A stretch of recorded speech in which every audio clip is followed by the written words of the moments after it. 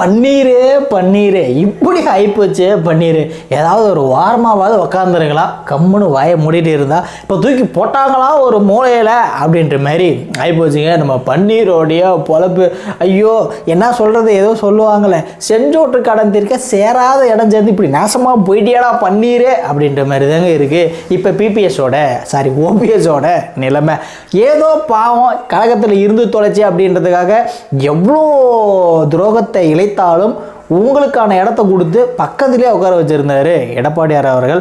அதே காப்பாற்றிக்கல நம்ம ஓபிஎஸ் அவர்கள்.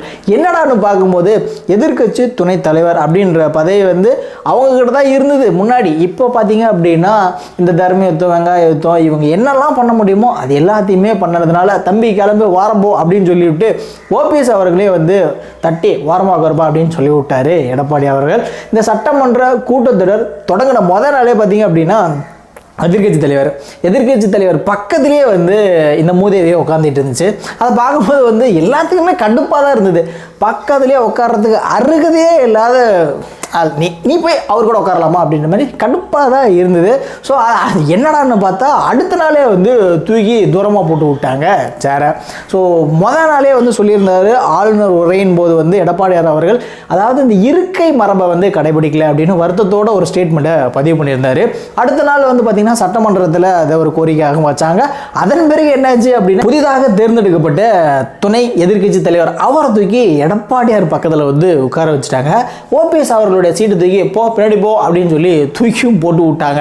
ஏப்பா இப்படி ஆகிப்போச்சாப்பா அப்படின்ற மாதிரி தான் ஆகிப்போச்சு நம்ம ஓபிஎஸோட நிலைமை.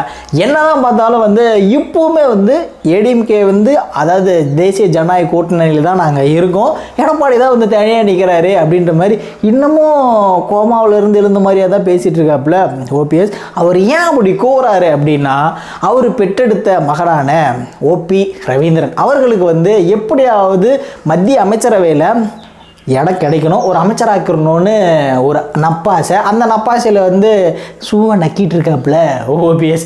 எப்படி அந்த பக்கம் போயிட்டா பிஜேபி தான் ஆட்சி அமைப்பாங்க, அதனால் தன் மகனுக்கு ஒரு எப்படியாவது அமைச்சர் பதவியை பிச்சை எடுத்துடலாம், எப்படியாவது பையனை அமைச்சராக்கி விட்டுறலாம் அப்படின்ற ஒரு கனவோட தான் ஒட்டுமொத்த அதிமுகவுமே அடகு வைக்க பார்த்தாங்க ஓபிஎஸ் அவர்கள். யார் இடத்துல யாரா சீனு போடுறது அப்படின்ற மாதிரி கழகத்தை யாரெல்லாம் உடைக்கணும்னு நினச்சாங்களோ, ஏடிஎம்கேவை எப்படியாவது ஒன்றுமே இல்லாமல் ஆக்கணும்னு நினச்சாங்களோ, சுயநலத்திற்காக அவங்க எல்லாத்தையுமே இருக்கிற இடம் தெரியாமல் தட்டி தூக்கி விட்டாப்புல எடப்பாடியார் அவர்கள். ஸோ தன்னுடைய சுயநலத்திற்காகவும் அவங்களுடைய பையனை ஒரு அமைச்சராக்கிறோம் அப்படிங்கிறதுக்காக ஒட்டுமொத்த ஏடிஎம்காவுமே அதிமுகவுமே அடவு கேட்கணும்னு நினச்ச ஒரு நபர் தான் ஓபிஎஸ் அவர்கள். அவர்களே தூக்கி ஓரம் கட்டி விட்டாங்க. ஏதோ கம்முன்னு இருந்தாவது ஏதோ ஒரு வாரமாவது இருந்திருக்கலாம். இப்போ அதுக்கும் எதாவது சொல்லுவாங்க, தவளை தான் வாயாலே கெடும் அப்படின்ற மாதிரி ஓபிஎஸோட நிலைமை ஆகிப்போச்சுங்க. இனிமேட்டு கழகம் இதுக்கும் உனக்கும் என்ன சம்மந்தம் அப்படின்ற மாதிரி ஆகிப்போச்சு. இதுக்குமேட்டு நீ எதாவது பேசுறதுக்கான வாய்ப்பு இல்லை அப்படின்னு தான் சொல்லணும். இனி ஒரு காலங்களில் சட்டமன்றத்தில் இருப்பே அப்படின்றது சந்தேகம் தான் அப்படின்ற மாதிரி தொண்டர்கள் பேசிக்கிறாங்க அதிமுகவில். ஸோ இன்னொரு விஷயம் என்னென்னு பார்த்தீங்க அப்படின்னா, நம்ம அறவேக்காடு அறம்போது ஆட்டுக்குட்டி அண்ணாமலை அவர் அது ஒரு பக்கம் காமெடி பண்ணிட்டு இருக்காப்புல நம்ம ஆட்டுக்குட்டி. அது என்னடா அப்படின்னு பார்த்தா, நான் அங்கே படித்தேன் இங்கே படித்தேன் அது பண்ணேன் இது பண்ணேன்னு ஏதாவது இனிமேல் சொன்னேன்னு வச்சுக்கோவே, பிஞ்சு போனதை இரவானதில் சொருகி வச்சுருக்கோம் பார்த்துக்கோப்பா அப்படின்ற மாதிரி செம காண்டில் இருக்காங்க தமிழக மக்கள். அதாவது ஒரு தலைவரை கூட்டணி கட்சிக்காரர் திட்டினா பரவாயில்ல, எதிர்கட்சிக்காரர் திட்டினா பரவாயில்ல, சொந்த கட்சிக்காரனே இந்த ஏற்றி ஏற்றுறான்னா அப்புறம் என்னையா நீ தலைவன்? ஒரு சபாநாயகருக்கும் ஆளுநருக்கும் வித்தியாசம் தெரியல அப்படின்னா நீலாம் எப்படியாவது தமிழ்நாட்டில் ஆட்சி பிடிக்க போகிற, எப்படியா தமிழ்நாட்டுக்கு நீ தலைவனான யாரையா நீ அப்படின்ற மாதிரி, எப்படி நீ தான் ஐபிஎஸ் பாஸ் பண்ண அப்படின்ற மாதிரி கல்வி சும்மா பொழிச்சுன்னு ஊற்றிருக்காப்புல அண்ணாமலை அவர்களை. எஸ்வி சேகர் நான் சொல்லிங்க, எஸ்வி சேகர் தான் இது மாதிரி சொல்லியிருக்காப்புல.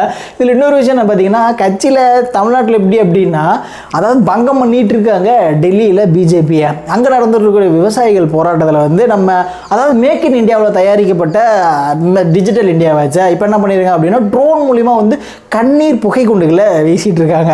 அதுக்கு நம்மளுங்க என்ன ரிப்ளை பண்ணியிருக்காங்க அப்படின்னா, விவசாயிகள்லாம் சேர்ந்து, எப்பா நீ என்ன குண்டை வேணாலும் போட, ஏன்டா அது எக்ஸ்பயர் ஆன குண்டுடா, இதுதான் நீ போடுற லட்சணமா, இதுதான் உன்னுடைய ஆட்சியா, உங்களை நம்பிலாம் இதுவனுங்களா, அதாவது பிஜேபி நம்பிலாம் எப்படா ஒரு இராணுவ வீரர் எல்லைக்கு போகிறது, எதிரி நாட்டு கூட சண்டை போடுறதுக்கு பார்த்து போங்கப்பா, அதாவது எக்ஸ்பைரி ஆனது எது கையில் எடுத்து கொடுத்துட்ற போகிறானுங்க அப்படின்ற மாதிரி செம்மையாக கலாச்சி விட்ருக்காங்க டெல்லியில் இருக்கக்கூடிய விவசாயிகள்.